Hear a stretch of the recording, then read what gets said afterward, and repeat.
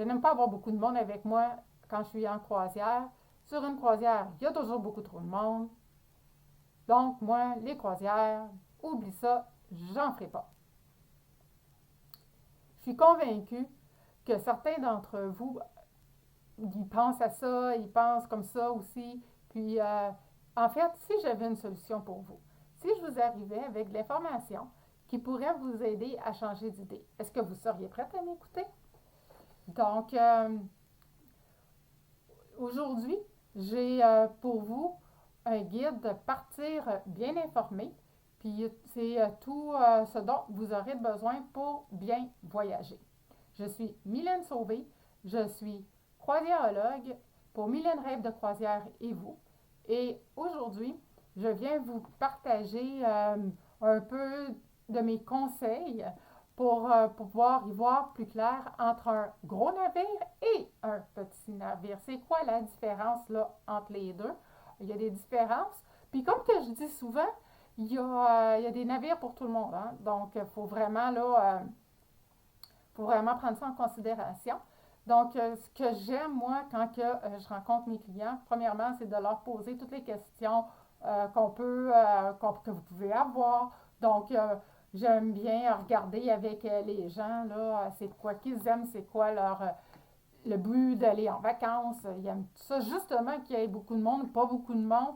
Ils aiment ça qu'il y ait des enfants qui tournent autour d'eux autres ou si pour eux autres, c'est non, pas du tout.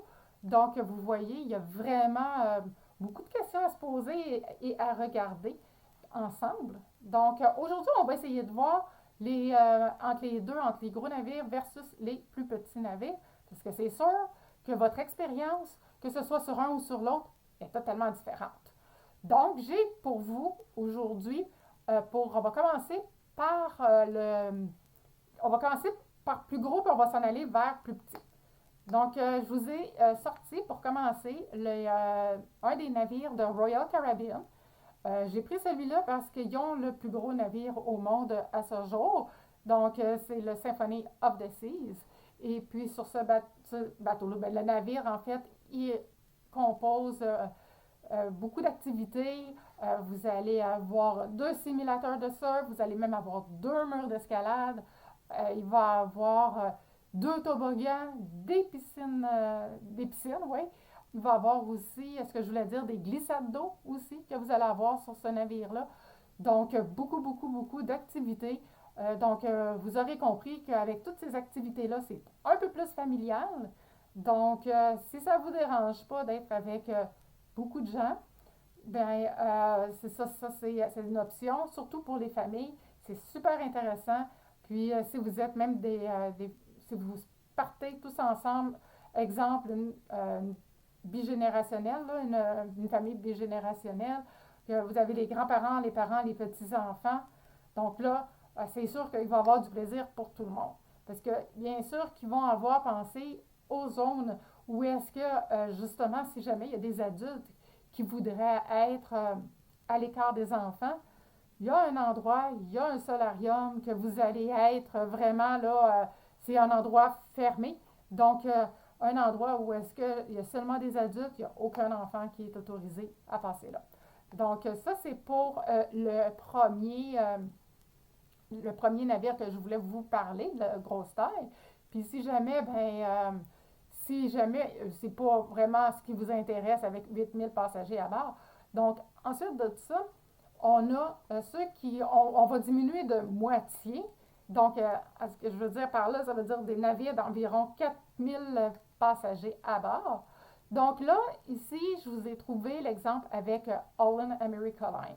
Donc, Holland America Line, dans le fond, pour eux, vous allez avoir, il n'y aura pas, il y aura, pas qu'il n'y aura pas vraiment, il n'y aura pas de glissade d'eau, il n'y aura pas toutes les mêmes activités à bord. Au contraire, vous allez avoir, c'est un peu plus relaxant sur les navires. Vous allez avoir, bien sûr, comme tous les autres, même chose sur Royal Caribbean, là, le spa, le sauna et tout ça. Euh, Là, la différence, c'est que là, à bord, vous allez avoir un genre de place où est-ce que c'est comme une galerie d'art. Donc, il va y avoir des expositions là, d'artistes là, qui exposent leurs toiles à bord du navire. Donc, c'est super intéressant.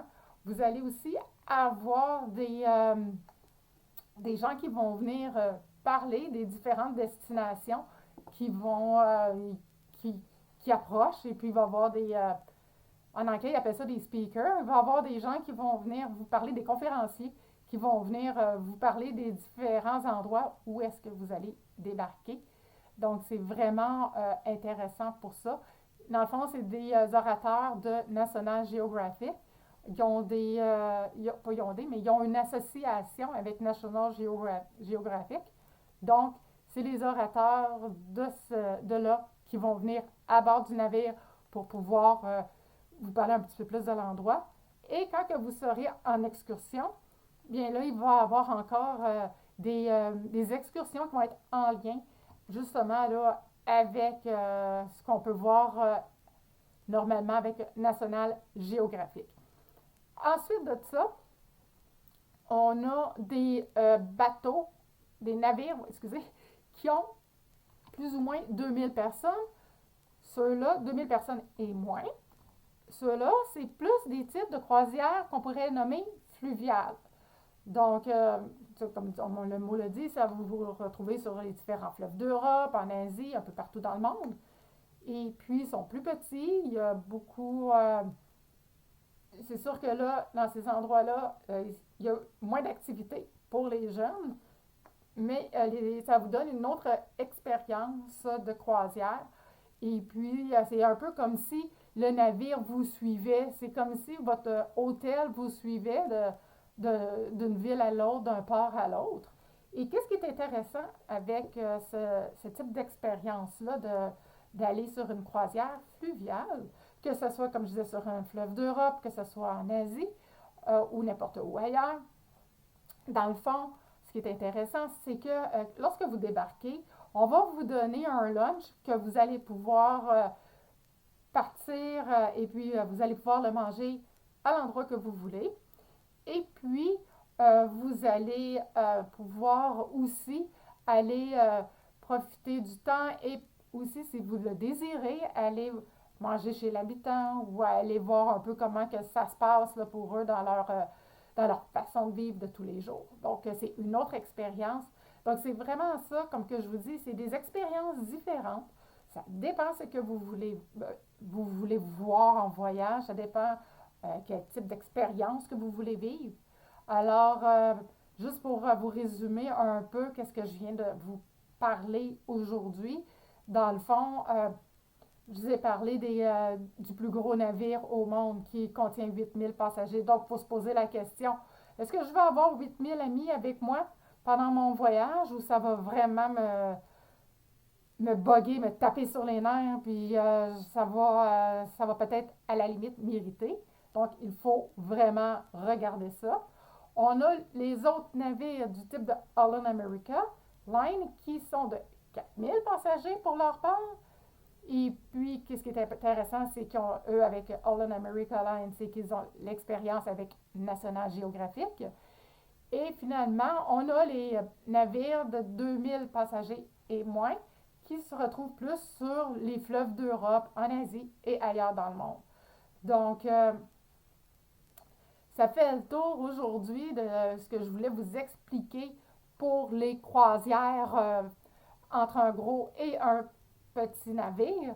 Et puis, je vous invite, comme que je vous disais, à aller télécharger mon guide Partir bien informé que vous allez trouver en note d'épisode. Et puis, je vais aussi, c'est ça, je vais vous mettre le lien en note d'épisode, comme que je vous disais. Alors, si jamais vous pensez que cette information-là pouvait intéresser quelqu'un d'autre dans votre entourage, je vous invite donc à la partager. Et moi, il ne me reste plus qu'à vous souhaiter une belle fin de journée. Puis je vous dis à la semaine prochaine pour ma prochaine vidéo.